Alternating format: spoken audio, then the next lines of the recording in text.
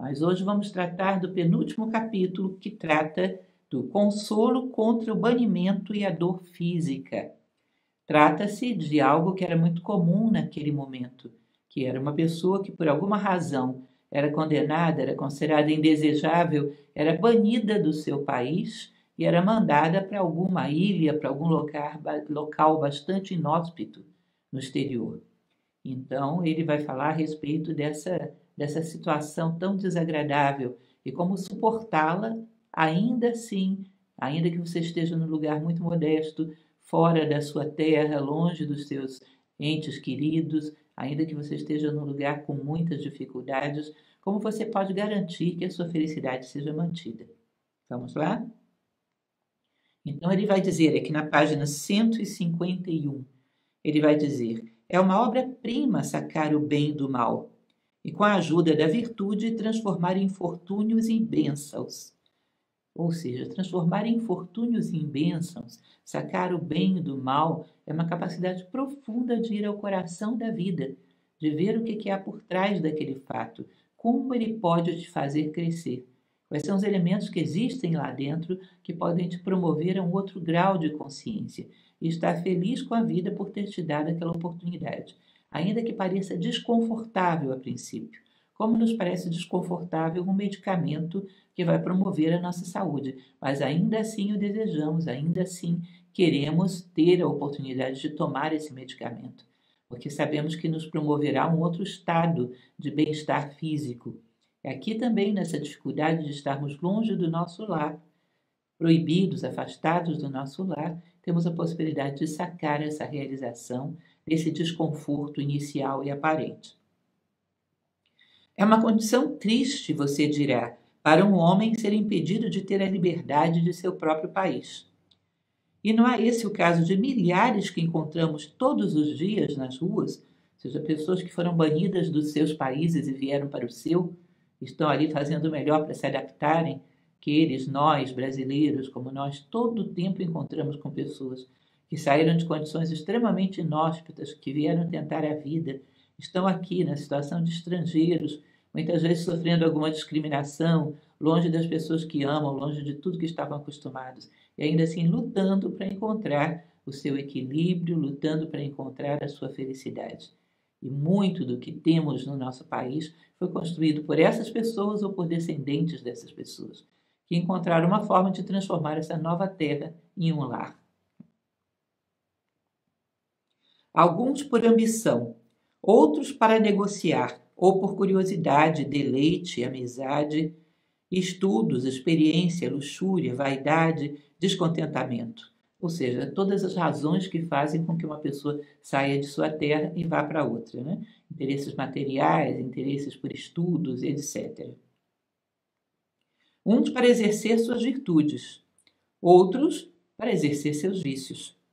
E não poucos para prostituir seus corpos ou sua eloquência. Ou seja, para vender algo que possuem e lucrar com isso, ou seus corpos ou sua eloquência. Para passar agora de países agradáveis para as piores ilhas, que nunca sejam tão estéreis ou rochosas, que o povo nunca seja tão bárbaro ou que o clima nunca seja tão intemperante. Aquele que é banido para lá encontrará muitos estranhos que vivem lá para seu prazer. Ou seja, muitos estranhos ele encontrará que tem muito a lhe ensinar, muita coisa nova para aprender. Cada ser humano diferente tem todo um universo de possibilidades que a gente não conhecia, que podem nos fazer crescer, podem nos fazer perceber a vida por um ângulo totalmente novo, ou seja, nos tornarem mais sábios. A mente do homem é naturalmente curiosa e inquieta, o que não é de se admirar, considerando sua divindade original. Pois as coisas celestiais estão sempre em movimento. Testemunhem as estrelas e as órbitas, que estão perpetuamente se movendo, girando e mudando de lugares de acordo com a lei e indicação da natureza. Ou seja, a nossa mente mais profunda, mais elevada, ela é da mesma natureza dos planetas, das estrelas, que nunca se detêm, estão sempre em movimento, sempre buscando essa curiosidade vital de querer abranger o mundo inteiro, de querer avançar sobre o desconhecido, sobre o mistério da vida. Portanto, o movimento dela é o natural. e não o conforto e acomodação num lugar só. Mas aqui não há bosques, você dirá, nem rios, nem ouro ou pérolas, nem mercadorias para o transporte ou comércio. Não, quase sem provisão suficiente para evitar que os habitantes morressem de fome. Ou seja, imagine que seja um lugar muito precário, que a natureza seja muito precária e que haja muita pobreza. Está muito certo, aqui não há palácios, grutas artificiais ou materiais para a luxúria e o excesso. Mas estamos sob a proteção do céu, e uma cabana modesta para o retiro vale mais do que o mais magnífico templo, quando essa cabana é consagrada por um homem honesto sob a guarda de sua virtude. Ou seja, você foi banido de maneira injusta, está em um local estranho por alguma necessidade. Por muito simples que seja a tua habitação, ela é coroada pelo mesmo céu, e o que honra, o que faz grandiosa uma habitação é a virtude daquele que a habita, e não o luxo que haja lá dentro. Você consagra a sua habitação pela virtude que ela guarda, ela se torna como um relicário para algo precioso, um ser humano virtuoso. Deve algum homem pensar que o banimento é doloroso quando pode levar tal companhia com ele, seja a companhia das suas próprias virtudes, a companhia da sua própria dignidade? Como pode ser doloroso se isso vai sempre com ele? Nem há qualquer banimento que renda o suficiente para nossas necessidades, e nenhum reino que seja suficiente para atender às superfluidades. Ou seja, pode ser que haja necessidades muito prementes, pode ser que não haja espaço para o supérfluo, mas para o essencial sempre há, porque o essencial depende apenas de você para levá-lo consigo. É a mente que nos torna ricos em um deserto. E se o corpo for mantido vivo, a alma desfruta de todas as felicidades espirituais em abundância. Ou seja, a mente é capaz de fazer alguém rico num deserto, dependendo da disposição com que ela encara a vida, dependendo de como ela julga toda dificuldade uma oportunidade de crescimento, considerando como ela pode estar curiosa diante do novo para expandir, ampliar, ir mais longe, ir mais alto. O que significa ser banido de um ponto do solo para outro, para um homem que tem seus pensamentos acima e pode olhar para frente e para trás e para onde quiser, e que, onde quer que ele esteja, tem o mesmo assunto para trabalhar. Ou seja, você simplesmente saiu de um ponto do globo para outro ponto do globo.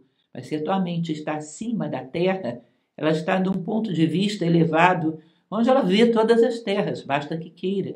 Através da sua compreensão, através do seu raciocínio, ela está em qualquer ponto do tempo ou do espaço. E em qualquer lugar onde esteja fisicamente, ela pode continuar aprendendo e pode continuar se elevando. O corpo é apenas a prisão ou o obstáculo da mente, sujeito a punições, roubos, doenças. Mas a mente é sagrada e espiritual e não sujeita a nenhuma violência. Não há violência que possa roubar a tua virtude de você. É algo que você só perde se entregar. Se você tem o ânimo de conservá-la, ela sempre estará com você. Não há violência que possa profanar a tua virtude. É assim, um homem deve querer vestimentas ou cobertas no exílio? O corpo é tão facilmente vestido quanto alimentado, e a natureza não tornou difícil nada que fosse necessário. Lembra lá da passagem da Bíblia: olhai os lírios do campo, não semeiam nem colhem, e nem Salomão em toda a sua grandeza se vestiu como eles. Ou seja, a natureza nos dá muitos meios para o essencial. Esteja você num lugar humilde, o essencial para cobrir o seu corpo não vai ser púrpura, mas vai ser o suficiente para te abrigar das intempéries do tempo. Sempre a natureza nos provê aquele mínimo que é necessário.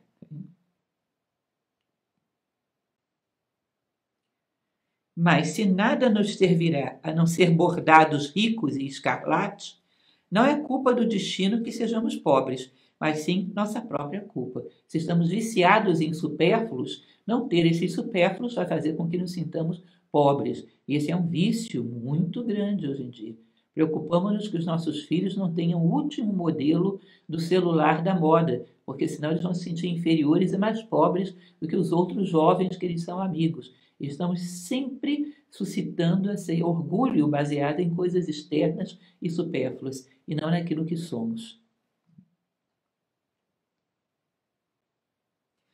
Não, suponha que um homem devesse ter restituído completamente, de novo, tudo que ele perdeu. Não resultará em nada, pois ele desejará mais para satisfazer seus desejos do que antes para suprir suas necessidades. Ou seja, se ele reaver tudo aquilo que ele perdeu, ele não vai ficar feliz tão pouco. Se ele voltar a ter a púrpura, todos os bordados que ele tanto amava, ele não vai ser feliz do mesmo jeito, porque ele vai sempre estar desejando mais. O supérfluo gera um vício, uma insaciedade que não termina nunca. Você compra o celular da moda, mas você vai estar sempre na expectativa do próximo, do próximo ano. Você nunca se sente satisfeito. É o que ele vai dizer aqui, ao final desse parágrafo. Apetites insaciáveis não são tanto uma sede quanto uma doença. Ou seja, são uma doença, uma compulsão que nos leva a ser escravos das novidades e não buscar aquilo que é eterno, que está diante de nós. No próximo parágrafo, lá no finalzinho da página, alguns viajam para conhecer o mundo, outros para fazer comércio. Mas, em suma, é claro que, por alguma razão ou outra, toda a raça humana mudou de lugar. Mudaram seus próprios nomes, bem como suas habitações, de modo que perdemos os próprios registros do que eles uma vez foram. Se você fizer uma pesquisa dos seus antepassados, você vai perceber quantos lugares a sua linha familiar já passou, de quantos lugares você veio. Ou seja, não somos como uma planta enraizada num lugar só. O trânsito, a mudança de um lado para outro, faz parte do destino humano desde os tempos mais imemoriais. Há 200 mil anos apenas como sapiens, originais ainda, começando a carreira dos sapiens, já andávamos por muitas terras. Ou seja, não somos destinados a ficar tão parados assim. Temos que estar preparados para as necessidades, para as novidades, quando elas se fazem necessárias. Mas adiante, nesse mesmo parágrafo, na página 153, temos, entretanto, esse conforto em nosso infortúnio. Temos a mesma natureza, a mesma providência e carregamos nossas virtudes conosco. Ou seja, o essencial não podem nos tomar. E essa bênção devemos àquele poder onipotente, chame-o como quiser, ou um Deus, ou uma razão incorpórea, um espírito divino, ou o destino, ou o curso imutável de causas e efeitos. Ele é, no entanto, tão ordenado que nada pode ser tirado de nós, mas o que bem podemos poupar, e aquilo que é muito magnífico e valioso continuará conosco. Ou seja, esse ser divino que nos protege garante que o mais precioso não possa ser arrancado de nós. Existe uma passagem muito bonita no Khalil Gibran, quando ele fala das moradias no profeta, ele vai dizer: por que trancas a tua porta? O que temes que seja roubado? A preciosa justiça, a grande bondade, se não podem roubar essas coisas, o que roubariam de valor? Ou seja, o essencial não podem roubar de nós. Aonde quer que vamos, temos os céus sobre nossas cabeças, e não mais longe de nós do que estavam antes. E enquanto pudermos entreter nossos olhos e pensamentos com essas glórias, que importa em que terreno pisemos? O mesmo céu nos cobre, e nós podemos sempre aspirar a estar cada vez mais próximos dele, independente de em qual ponto da terra pousamos os nossos pés. E essa perspectiva de querer se elevar, ir cada vez mais para dentro e para cima, faz com que os movimentos horizontais não se tornem tão relevantes assim. Pronto, mais adiante, na página 154, logo no início aí do primeiro parágrafo, é problemático, eu sei, a princípio, abster-nos dos prazeres aos quais estamos acostumados e suportar fome e sede. Mas em pouco tempo perdemos o próprio apetite e então não é problema ficar sem o que não mais desejamos. Ou seja, tudo uma questão de hábitos. Eu estou acostumada a uma ceia variada, com vários alimentos oferecidos. Bom, é um hábito que quando você é colocado diante de uma mesa mais modesta, A princípio vai sofrer, a princípio vai sentir falta, mas com a perseverança e constância, num tempo X, aquilo será um novo hábito. E você não sente falta daquilo ao qual não está mais habituado. Ficou como uma memória boa ou má, seja lá o que for, porque muitas vezes essa mesa muito variada nos proporciona mais do que saciedade, nos proporciona uma série de doenças pelo excesso de alimentos, por alimentos talvez um pouco fora daquilo que seria saudável. Às vezes uma mesa mais restrita é mais favorável ao nosso corpo do que aquela muito variada, que tende a nos dar um peso excessivo, tende a nos viciar com o excesso de alimentos. Então, passado um tempo, o hábito se renova. E ao se renovar o hábito, você já não sente tanta falta daquilo que perdeu. Mais adiante, lá no finalzinho desse parágrafo da página 154, não há 3 coisas dolorosas na doença: o medo da morte, a dor física e a interrupção dos nossos prazeres.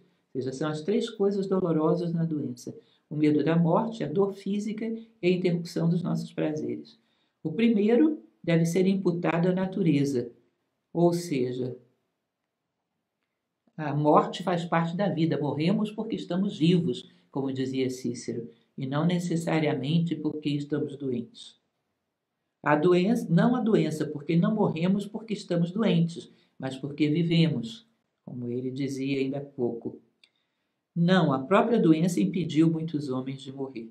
É interessante isso que ele conclui, né? Porque a própria doença faz com que você corra, se cuide, vá atrás de um médico, vá atrás de um tratamento e rapidamente você se cura. Se você não tivesse a doença, muitas vezes poderia ficar desatento, descuidado e chegar à morte sem nenhuma possibilidade de algum recurso, certo? Então, basicamente, ele vai nos dizer de como não devemos nos importunar tanto assim quando a terra sob os nossos pés não é mais a mesma. Hoje não somos desterrados por sermos condenados a isso pelo Estado, como acontecia muito nessa época, mas às vezes somos desterrados por uma necessidade qualquer e temos que ir para outras terras que não aquela nossa pátria natal, outras cidades, às vezes até outros países. É importante que a gente perceba que o nosso vínculo não é tanto assim com a terra, mas mais com o céu, e nos sintamos mais livres e tenhamos a possibilidade de estar sempre mudando interiormente, para mais profundo e para mais elevado. E essa capacidade de poder se adaptar a terrenos cada vez melhores e mais adequados à nossa consciência vai nos dar também a possibilidade de nos adaptarmos a terras diferentes, sempre aprendendo com essas diferenças, sempre aprendendo a vencer os nossos hábitos antigos e implantar hábitos novos, e não deixando que isso afete a nossa felicidade. Bom, é isso. Hoje concluímos por aqui e eu espero que a gente se encontre na nossa próxima vez para o último capítulo sobre a felicidade, onde nos despedimos desse livro tão maravilhoso que nos deu tantas observações, tantas coisas interessantes para aprendermos. Muito obrigada pela presença de vocês, muito obrigada por andarem comigo durante essa trajetória e eu espero que esteja sendo uma leitura e uma reflexão produtiva. Muito obrigada.